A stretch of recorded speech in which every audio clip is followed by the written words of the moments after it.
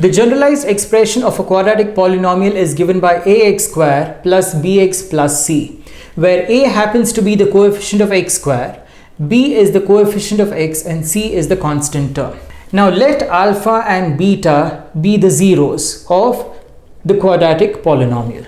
In that case, the sum of zeros, which is alpha plus beta, is equal to minus b by a, which is nothing but minus of coefficient of x divided by coefficient of x square. Product of zeros is equal to alpha into beta, which is equal to c by a, where c is the constant term, divided by the coefficient of x square. Tuitions are being conducted for class 8, 9th and 10th for CBSE and State Board Science and Mathematics, Sanjay Nagar, RMB 2nd Stage, Bangalore. For details, WhatsApp 9739003467. To view the lecture videos on YouTube, subscribe the channel Lectures by Shreedarshan.